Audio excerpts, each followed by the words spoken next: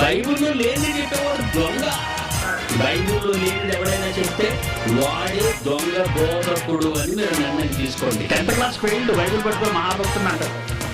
శాస్త్రాలు తెలియాలి రా బిడ్డ దొంగ బోధక. అసలు ఇంతవరకు ప్రపంచంలో ప్రపంచ రాజ్యాలను హడలెక్కించే బోధకుడు పుట్టాడండి?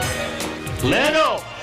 20వ శతాబ్దంలో పుట్టిన నన్ను ఈ దొంగ క్రైస్తవ బోధకులు మెచ్చుకోవడానికి బదులు నా వెనకాతల గోతులు తీస్తున్నారండి ఈ చిల్లరోళ్ళు. ఇంట వలన విశ్వాసం కలగాలి, క్రీస్తు మాట విని మనిషి విశ్వసించాలి.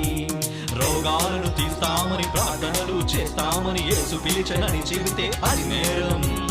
రోగాలను తీస్తామని ప్రార్థనలు చేస్తామని యేసు పిలిచనని చెబితే అది నేరం. దేహమే నిష్ప్రయోజనం, జీవవాక్యమే ఆత్మకు అవసరం. దేహమే నిష్ప్రయోజనం, జీవవాక్యమే ఆత్మకు అవసరం. ఆత్మకు వ్యతిరేకంగా అక్రమమే చేస్తే క్షమాపణే లేదు సోదరా. నామకార్థ బోధకుడా, అనుకూల బోధ చెయ్యకురా. ఖండించు గద్దించు వాక్యంతో బుద్ధి చెప్పు క్రైస్తవ్యానికి. ఖండించు గద్దించు వాక్యంతో బుద్ధి చెప్పు క్రైస్తవ్యానికి.